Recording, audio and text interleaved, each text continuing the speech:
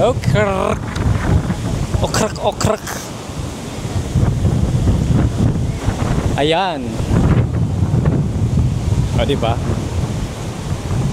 Happy yung mga persons.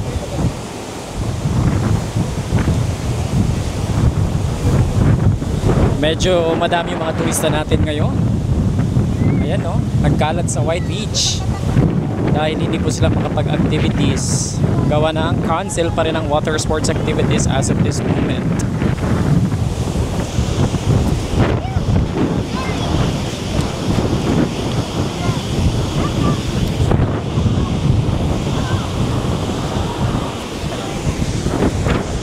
So, right now, makikita natin, no, yung mga Coast Guard natin dito mismo sa shore.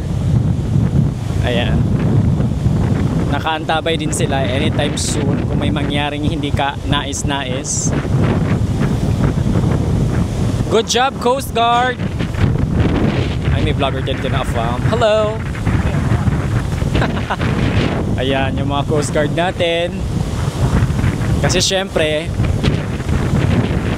marami tayong mga bisita na nag-e-enjoy. At syempre, sa sobrang pagka-enjoy, sa sobrang pagiging masaya nila sa isla, hindi nila namamalayan na inaanod na pala sila ng ng dagat.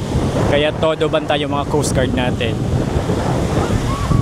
Tsaka yung mga bisita, wag kayong pasaway, ho! Pag sinabi ng Coast Guard na no swimming, go there. No!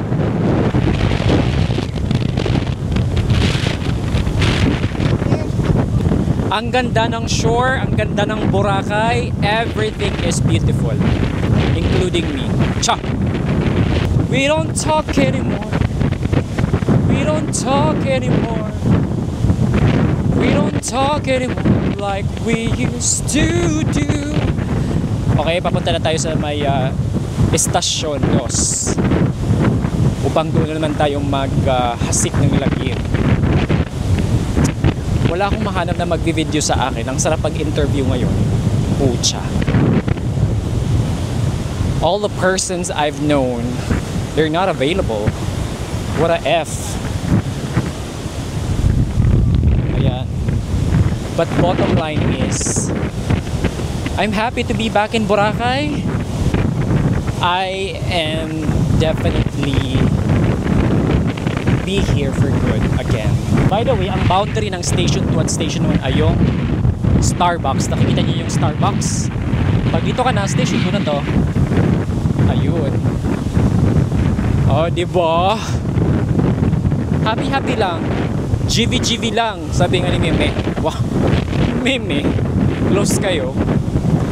So, hindi pa po too late na mag-Boracay kayo mga Kailanders. If you really love this kind of vibe, this kind of view, and this kind of weather, you are automatically 1,000,000% welcome to Boracay Island. Diba? Lots of people are here, and alhamdulillah, because wala na ata yung bagyo. Umalis na si bagyong Krising, kahapon lang siya nalansa. Kahapon lang siya wow. Kahapon lang po siya super nag-iwan ng mga bakas yesterday. But right now, masasabi ko, I can guarantee na all is good. And this is normal pag mga ganitong weather, pag mga ganitong season, July, August, September. Up until first week of October, depende sa climate change. Ganda ng weather, oh. Ganda ng langit. Ay. Oh. Jiva.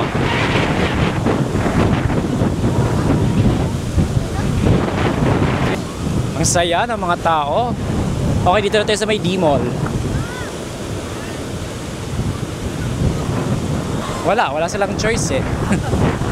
Wala naman magwa-water activities sila eh, cancel. So dito na lang sila sa White Beach. At least, di ba? kahit ganitong weather, nai-enjoy pa rin nila yung Boracay Island.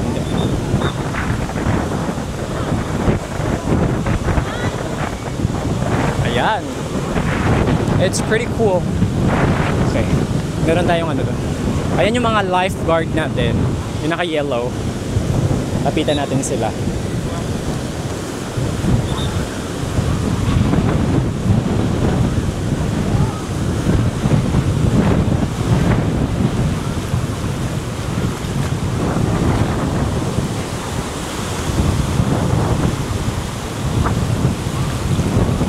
Sabihin mo, gusto nyo ba maging kwento ulit? Ha? Ayaw nyo ba maging kwento? Wag kayo doon. Dito lang kayo. O, diba? Very ano yung ating lifeguard. Consistent. Wag kayong lalayo.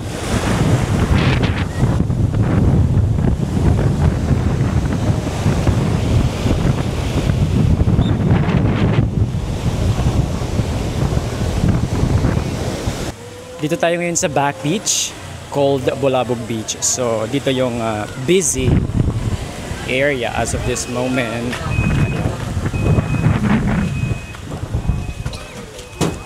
Hello. Kasi dito yung mga ano, maraming anong tawag dito? Land tour. So part of the land tour ay yung I Love Boracay signage. Dito tayo daan. Ayan. Ay, asa ka? Okay, so itong area na to. Okay. Ito yung area kung saan hindi masyadong mahangin. Look. Very kalmado. Ayan. See? So this is the back beach. And right now dito rin din yung water sports activities. Pero since cancel yung water sports activities natin today, 20th of July. So walang choice yung mga turista natin kundi dito lang sila sa beach. At ano ba yung mga activities na magagawa nila dito? First is yung land tour na Bulabog, I Love Boracay. And then, second is pag mga ganitong season, mga ka-islanders, dito nagpupunta yung mga tourists. And then, puntahan natin yung famous Bulabog Coconut Tree. Trivia. Actually, nakikita niyo yung ano, yung coconut tree na yan. Bigyan ko kayo ng trivia. Hindi po yan yung original na tourist spot na coconut tree dito sa Boracay Island. Bakit? Ang pinaka-tourist spots na laging pinupuntahan before na coconut tree ay nasa Station 1. Hindi po ito. Ito, ayan. Hindi po yan. Yung may mga nakikita niyo yung nagpipicture. Hindi yan yung famous ng coconut tree dito before. Ang pinaka-famous na coconut tree is nasa Station 1, unahan po ng The Lind Hotel.